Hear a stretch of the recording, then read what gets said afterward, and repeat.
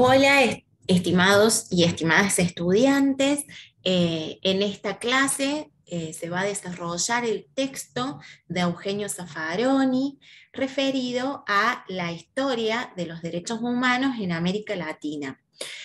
Ustedes van a encontrar que en el aula virtual se han publicado en primer medida un video que contiene un poema de Galeano que habla justamente sobre la utopía y que tiene que ver también con la mirada que tiene la cátedra respecto de la violación de los derechos humanos. ¿Sí? En la unidad número 2 lo que vemos es violación de derechos humanos, empezamos por los derechos humanos en América Latina, luego tomamos lo que fue la última dictadura militar en nuestro país y las secuelas que dejó, las consecuencias.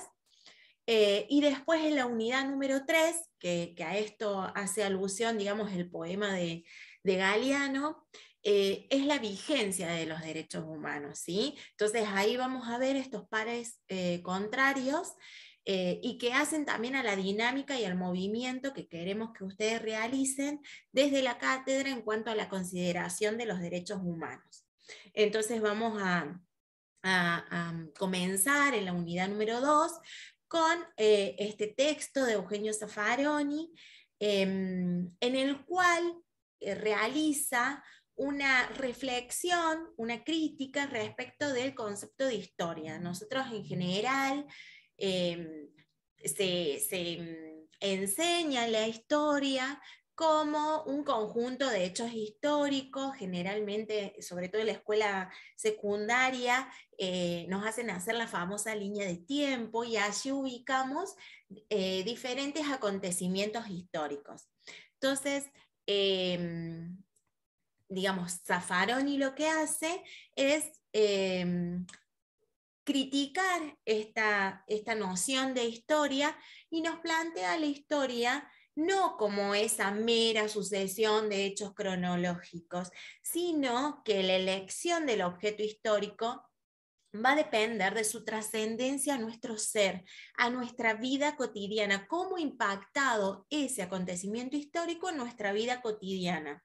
Y esto va a modificar nuestra antropovisión, es decir, nuestra representación, nuestra idea de ser humano, y nuestra cosmovisión, es decir, nuestra idea de mundo, este mundo que nos rodea. Entonces, allí podemos ver de que esta idea de historia viene a tomar a cada objeto histórico, va a decir, a cada hecho histórico, de acuerdo a cómo ha impactado en la subjetividad de las personas, ¿sí? Entonces la historia va a tomar la historia de los derechos humanos en América Latina, sobre todo desde la colonización.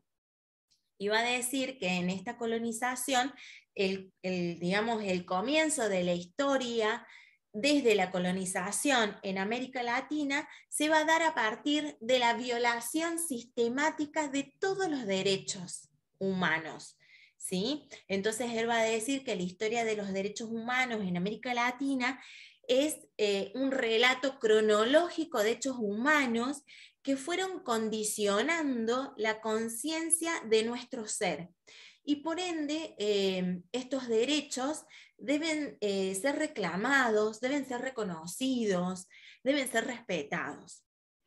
Y que en esta idea de historia podemos ver que es una historia que aún se sigue escribiendo, que nosotros estamos transitando parte de esta historia de lo que es América Latina. Entonces él va a decir que se trata de un proceso abierto, dinámico, y que esta historia de los hechos que han acontecido en América Latina son un ser siendo, ¿sí? O sea, que han condicionado y que nos han delimitado un montón de cuestiones que tenemos como latinoamericanos y que tienen que ver con estos hechos históricos que nos han impactado y que han modificado nuestra concepción de sujeto, de hombre, de ser humano, de mujer, y que también nuestra idea de mundo, ¿sí? De contexto.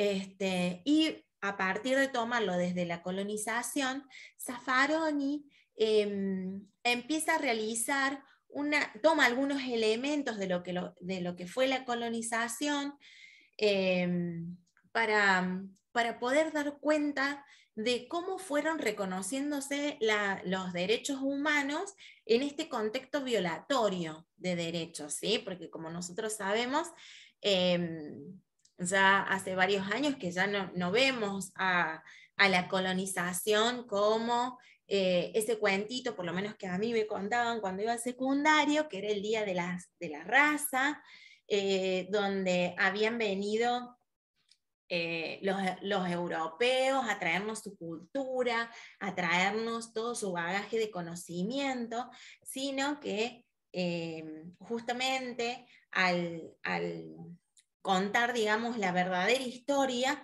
podemos afirmar que la historia de los derechos humanos en América Latina es la historia de la violación de todos los derechos humanos, ¿sí? Porque comenzó con un genocidio, como lo hemos podido leer desde otras ciencias, como por ejemplo la antropología.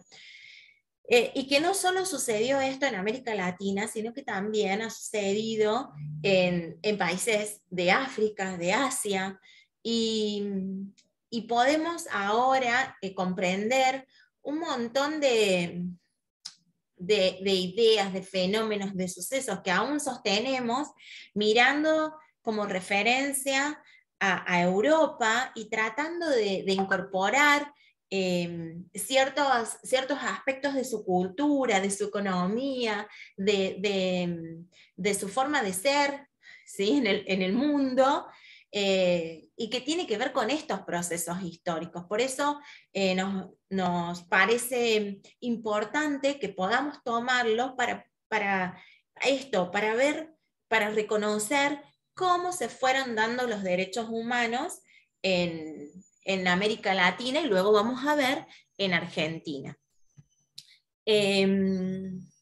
Zaffaroni toma, ¿sí?, a la revolución industrial como un punto importante de lo que ha sido algo que llamó esto la civilización depredadora. ¿Por qué la llama así? Porque, digamos, esta ambición europea, colonizadora, lo que hizo fue, con un fin económico, con un fin relacionado con la religión, con lo teocrático, lo que hizo fue tomar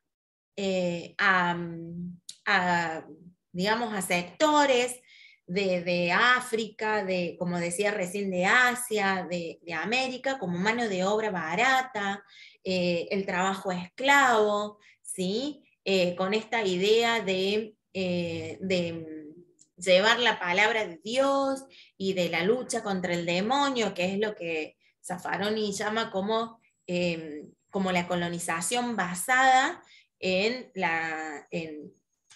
cuestiones religiosas. Él va a decir que es una base teocrática, donde básicamente todo aquel que no profesaba la religión católica era considerado portador del demonio. Entonces, si no se convertían al catolicismo, bueno, tenía sus consecuencias, donde una de las consecuencias era perder la vida. A ver, yo vuelvo a tomar esto de lo que la antropología nos ha dejado identificar con conceptos como, por ejemplo, el etnocentrismo, ¿sí?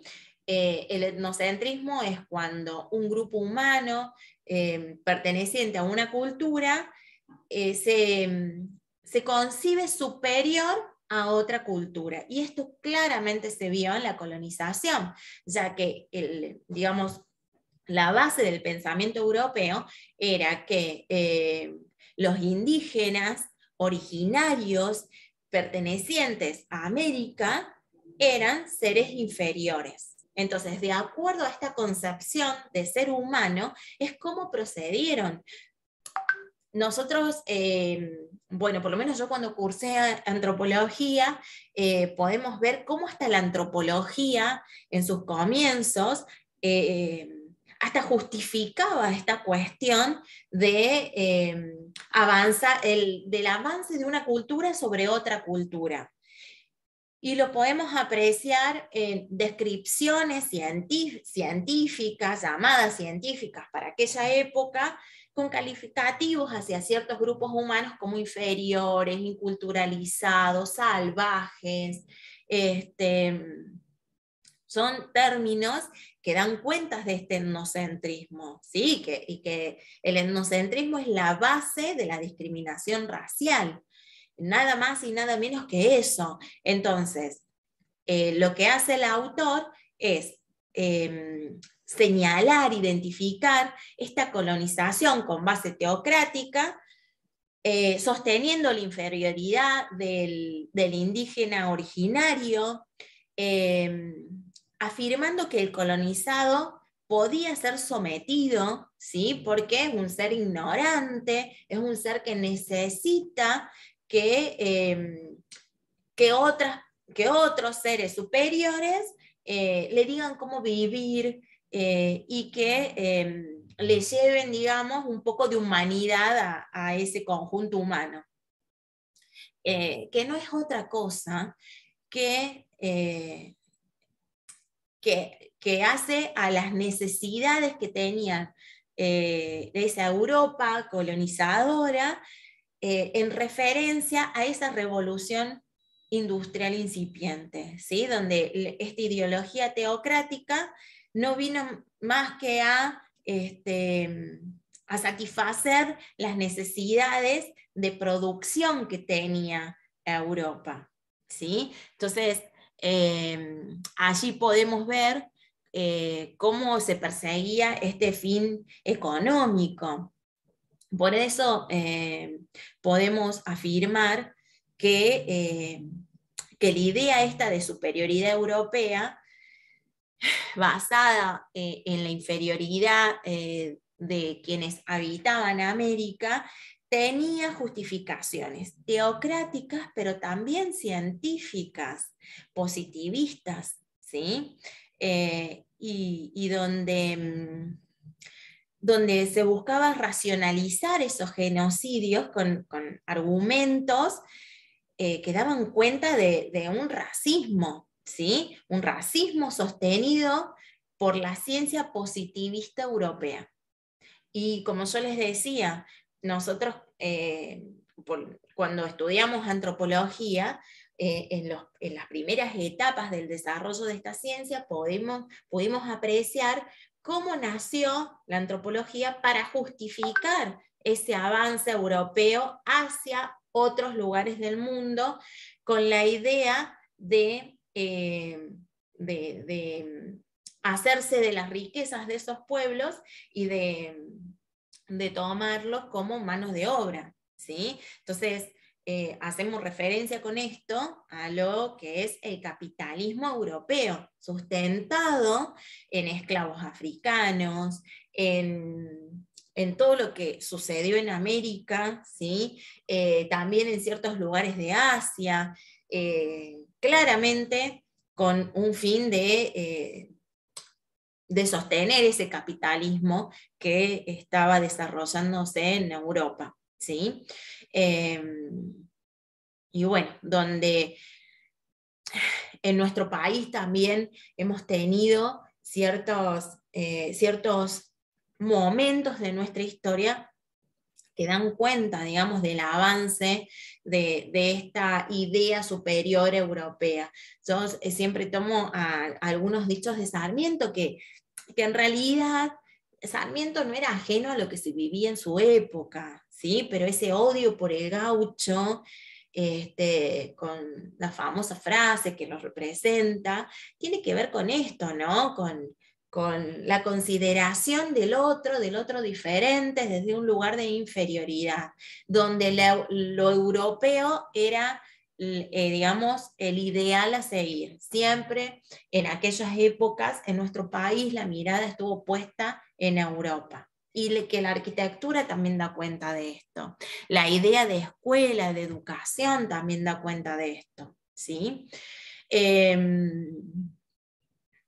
También cuando se habla digamos, del americano latino como inferior, como alguien ignorante, atrasado, lo que supuestamente buscaban los europeos era lograr que avance esos pueblos, esos conjuntos humanos, pero que la realidad era justamente sostener también ese sistema económico que se estaba desarrollando, que no es nada más y nada menos que el capitalismo, ¿sí? Y que tenía de base una ideología muy fuerte, ¿sí? Una ideología muy fuerte donde se mezcló lo teocrático con lo económico y que las consecuencias todos ya las conocemos, ¿sí? En uno de los momentos del texto de Zaffaroni, que creo que hace un relato bastante interesante de lo que fue la colonización, él afirma que Marx invierte los fundamentos de dominación de Hegel. Entonces, por eso dice que Marx lo que hace es poner a Hegel de la cabeza, ¿sí? Toma de Hegel el enunciado que afirma que todo fenómeno humano ha de ubicarse en un proceso histórico. Entonces, con esta concepción estaríamos pudiendo visualizar esta consideración de que la historia no es más que una mera sucesión de hechos cronológicos, de datos, y que cuando se presenta de esta manera la historia, carece de sentido, porque no es más que una mera sucesión de hechos cronológicos. Entonces lo que hace Marx es invertir digamos, el protagonismo histórico. Lo que hace es poner en primer plano lo que fueron las masas, lo que fue digamos, el proletariado, ¿sí?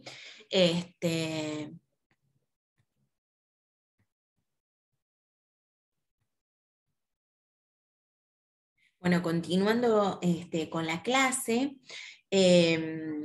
podemos decir también que allí en el texto se puede ver un señalamiento, una crítica que se le hace a Marx respecto de que no tuvo ningún tipo de apreciación hacia lo que estaba sucediendo en otros lugares que no sean Europa con respecto al proletariado, ¿sí? No dijo nada de lo que había sido digamos, los diferentes procesos colonizadores de los y las europeas, ¿sí? Bueno, todo esto viene a dejarnos ciertas afirmaciones respecto de lo que es América Latina. Porque también sabemos que quienes vinieron a América Latina fueron aquellos y aquellas que Europa en sí rechazaba, que eran como aquellos grupos humanos que no estaban en las mejores condiciones económicas de Europa. Entonces, muchos de quienes vinieron a lo que es América eran los menos favorecidos. Entonces, una de las afirmaciones que podemos hacer y que la autora allí realiza es que América Latina es histórica y antropológicamente la concentración, va a decir, de todas las cosmovisiones marginadas por el ascenso europeo. ¿Por qué dice cosmovisiones marginadas? Justamente por esto, porque quienes vinieron a América eran aquellos que no accedían, digamos, a lo que era digamos, la parte social más favorecida de Europa. Entonces, esto generó ciertos fenómenos con quienes habitaban América, ¿sí? Estos indígenas originarios, y se fueron dando diferentes procesos. Uno de ellos es el sincretismo, ¿sí? Que esto es un concepto muy importante que toma Zaffaroni para dar cuenta de cómo fueron modificándose la cultura que traían estos europeos marginados de Europa y de quienes habitaban América Latina. Entonces, allí él va a decir que este proceso es un epifenómeno de sincretización, que tiene que ver con estas marginaciones del poder central, que se da como un fenómeno muy particular acá en América, y que tiene que ver con este proceso de intercambio entre diferentes culturas, ¿sí? Entonces, Zaffaroni va a decir que el sincretismo es la identificación de elementos de la propia cultura con otros similares de una cultura diferente y viceversa. Es decir, que ese es un error que suelen cometer. Cuando definen sincretismo lo hacen como la unión de dos culturas diferentes. No, no es así. Es un fenómeno único, como les decía, en el cual se identifica elementos de la propia cultura con otros similares de otra cultura diferente. No es cualquier elemento, sino que tienen que ser elementos similares de una cultura diferente. Así ustedes van a poder apreciar diferentes ejemplos que da el autor, como por ejemplo en lo que hace a la capoeira, ¿sí? Cómo allí se une un arte marcial propia de los africanos, y que llegados acá a América, como venían en condición de esclavos y que no podían realizar ningún arte marcial ni algo que fuera defensivo, lo transformaron en una danza, ¿sí? Y otros ejemplos podemos ver en la actualidad, que justamente lo que ustedes tienen que hacer cuando lean y cuando comprendan lo que es el sincretismo, tratar de ver ejemplos más cotidianos y actuales, ¿sí? En la parte religiosa se pueden apreciar varios de estos ejemplos. Les vamos a dejar en el aula virtual un texto que refiere a lo que es el ritual de la Pachamama y cómo se ha ido modificando este ritual, y cómo se ha ido modificando a partir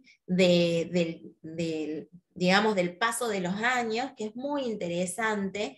Y la idea es que ustedes allí, a partir de la lectura del texto y de un video ilustrativo que ahora se los voy a compartir, que ustedes puedan apreciar cómo cómo se van identificando estos elementos de la cultura con los de otra cultura, y cómo se tiene que conservar eso que es propio, ¿sí? El sincretismo termina siendo un acto de resistencia frente a la imposición de una cultura, ¿sí? Porque el sincretismo es un acto de resistencia. ¿Por qué? Porque es un modo de conservar eso que es propio, y que para que no desaparezca, se une a los elementos similares de otra cultura y se crea un nuevo elemento cultural, pero que se conserva eso que es propio.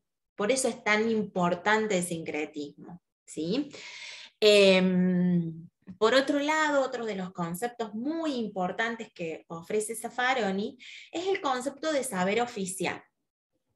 Zaffaroni va a decir que el saber oficial es el saber sostenido por las instituciones, por una estructura de conocimiento supracultural, que es el que se sostiene de manera a partir de estas, como yo les decía, de las instituciones formales, y que tiene que ver con un saber que proclama el monopolio de la racionalidad, es decir, que es un poder que está avalado por sectores que dan cuenta de lo que realmente es conocimiento.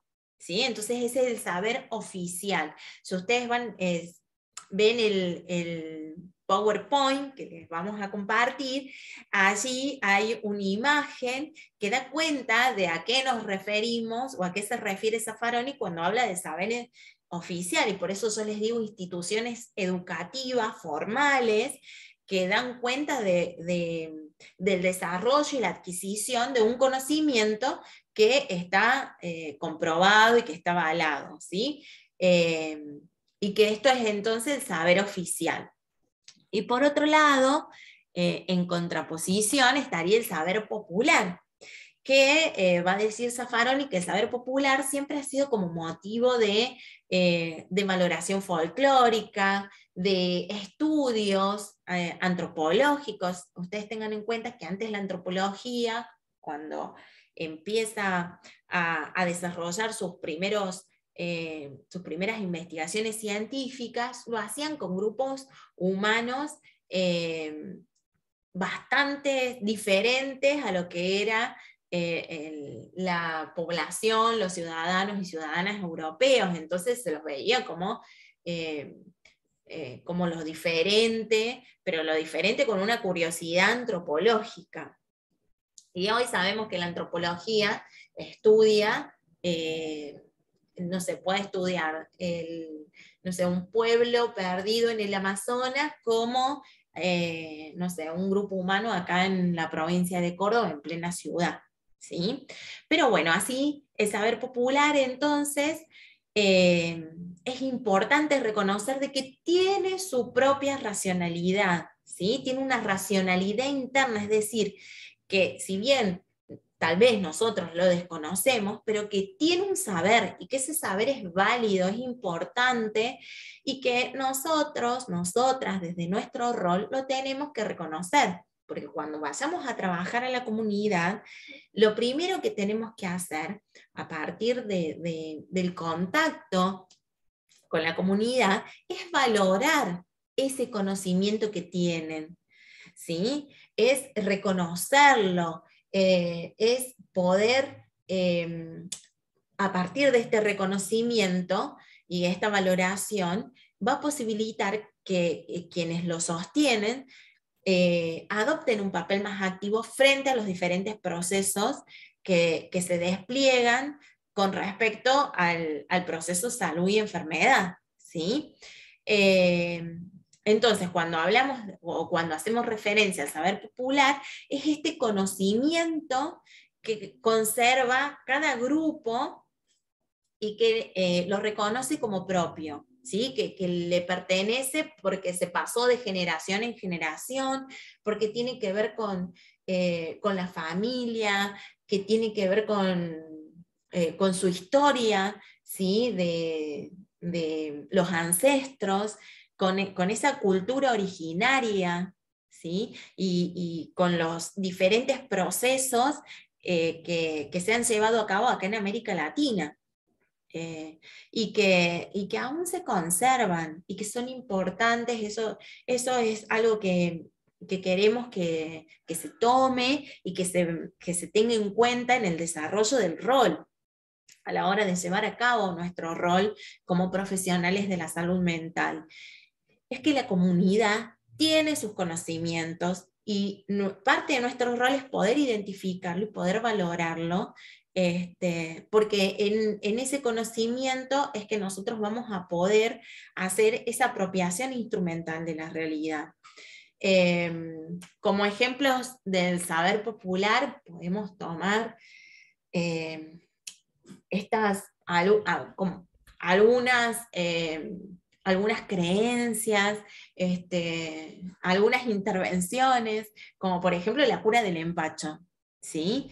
Que nosotros desde nuestra formación podemos entenderlo desde otro lugar, pero que hay un montón de cuestiones que desconocemos y que tenemos que valorarlo, ¿sí? Porque la palabra acá, en cuanto a saber popular, es valorar.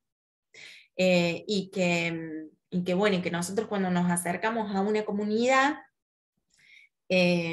también aprendemos, ¿sí? Tenemos que ser flexibles con respecto a eso. Nosotros tenemos nuestro marco teórico, que tiene que ver más con el saber oficial, pero sabiendo de que nuestro marco teórico tiene sus limitaciones y que está en constante construcción. Entonces, en este intercambio vamos aprendiendo, ¿sí? Que tenemos que tomar elementos de esta comunidad y considerarlos para poder comprender los diferentes procesos que se van dando con respecto a la salud mental, por ejemplo, ¿sí? Bueno, yo ahora les quiero compartir este video que hace alusión a lo que es el Día de la Pachamama. Es tomado este video de la página de Cultura de la Nación, es un video que se publicó el año pasado, y que, bueno, el año pasado este texto se lo utilizó como texto para trabajo práctico evaluativo. Este año está el texto como parte de las clases teóricas. Y como justo siempre se da en el mes de agosto, nos pareció que podía llegar a enriquecer la clase y la comprensión de estos conceptos que desarrolla el autor, tomar algunas consideraciones sobre lo que es el ritual de la Pachamama, y cómo el ritual adquiere diferentes características, diferentes concepciones respecto de lo que es, digamos, la concepción esta de Pachamama. Y cómo se pueden considerar que a partir sobre todo de cuestiones relacionadas con el turismo, hay nuevas Pachamamas, ¿sí? Ahí en algún momento se dice de esa manera, cómo a partir de hacerlo algo atractivo turísticamente, se han incorporado nuevos elementos en este agradecimiento, en este ritual que hace a la Pachamama, al Día de la Madre Tierra. Y que generalmente este ritual se realiza en el norte argentino y que se vive con mucho compromiso, con mucha intensidad, con mucho respeto. Forma parte de las tradiciones. Generalmente se hace el primer día del mes de agosto y se trata de una ceremonia donde se ofrenda a la Madre Tierra y se le agradece por todo aquello que ha dado y que ha brindado al pueblo productor, ¿sí? A lo que hace a la crianza de animales, a la agricultura. Entonces me parece muy interesante para que ustedes puedan reconocer en este video estos conceptos que hemos desarrollado a partir del texto de Zaffaroni. Entonces, conceptos muy importantes a tener en cuenta en este texto es el concepto de historia, el concepto de sincretismo, de saber popular, de racionalidad interna, de saber oficial, ¿sí? Estos son conceptos que necesitamos que ustedes puedan comprender. Si algo no se comprende, pueden hacernos consultas a partir del aula virtual, y recuerden que pronto vamos a tener el trabajo práctico presencial. Si no me equivoco, es el día 22 de agosto. Así que bueno, ahora les voy a compartir entonces este video para que podamos pensar estos conceptos en algo concreto. Esperen que ahí vamos con compartir pantalla.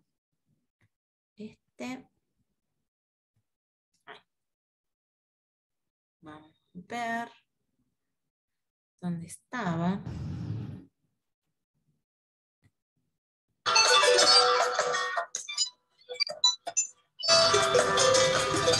Ayinsuka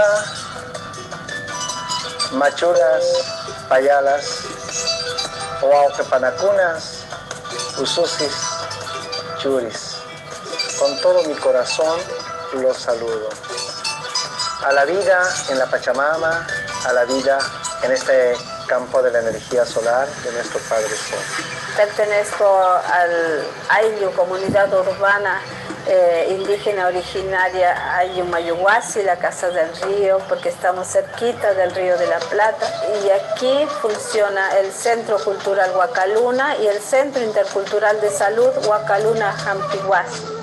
Es un lugar de espiritualidad ancestral indígena originaria, donde nos reunimos, hacemos nuestros rituales, celebramos nuestro calendario originario.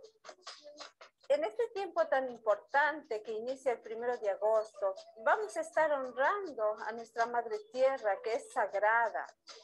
¿Qué se necesita para la Pachamama?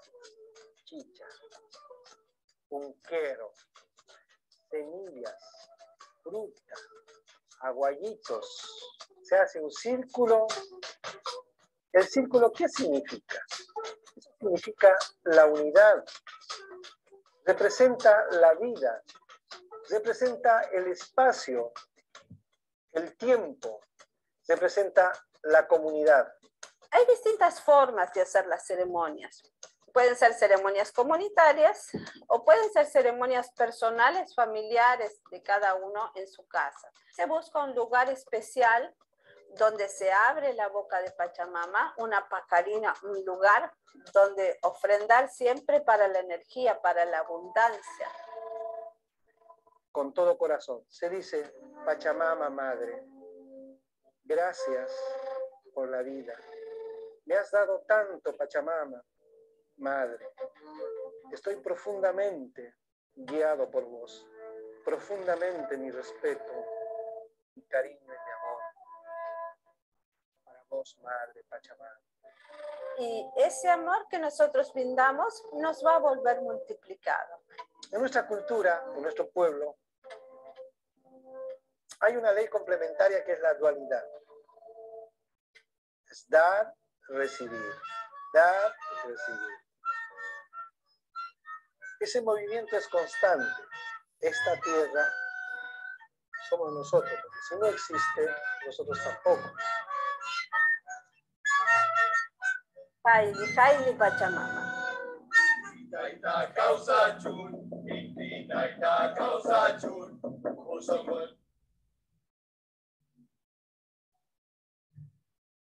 Muy bien. Bueno, espero que hayan quedado en claro estos conceptos que he desarrollado sobre este texto y que, bueno, decirles que estamos a disposición, recordarles la importancia del concepto de historia, sobre todo por lo que viene en la unidad número 2, como sigue, que nosotros vamos a tomar como un hecho histórico trascendental de nuestra Argentina a la última dictadura militar. Y esto está basado justamente, no por un hecho caprichoso o porque lo hemos considerado desde un lugar particular relacionado con la historia de la cátedra, sino que tiene que ver con esta necesidad de comprendernos como sociedad, como comunidad, como pueblo, desde lo sucedido con los derechos humanos en Argentina. Entonces, desde este concepto histórico, hemos tomado como objeto histórico que ha modificado nuestro modo de concebir al ser humano y al mundo a la última dictadura militar, porque entendemos como un antes y un después de este hecho, el más terrible en la historia de nuestro país, y que las consecuencias las podemos ver aún hasta ahora, hasta en la actualidad. Incluso aquellas personas que no vivimos la última dictadura militar, lo vamos a ver justamente en el próximo texto, hay 3 textos en realidad. uno que es de Ana Pamplía de Quiroga, que es sobre salud mental y derechos humanos, que habla justamente de los momentos previos a la última dictadura militar, y allí va a tomar un concepto muy importante que es el de estrategias anticipatorias, y por el otro lado vamos a ver dos textos que tratan sobre las inducciones, que son textos psicológicos, ¿sí? Porque es lo que tratamos de hacer entonces en esta unidad, es poder apreciar la violación de derechos, pero desde nuestra ciencia y desde nuestro saber, ¿sí? Entonces por eso el profe Kolaski tomó este texto de Zaffaroni, porque la conceptualización que hace de historia nos permite reconocer la importancia, por el impacto que ha tenido en la población, la última dictadura militar en nuestro país. Bueno, quedamos a disposición, cualquier consulta, si algo no quedó claro, ustedes se pueden comunicar por las vías que se conocen. Que tengan una hermosa semana y bueno, pronto nos vamos a estar viendo.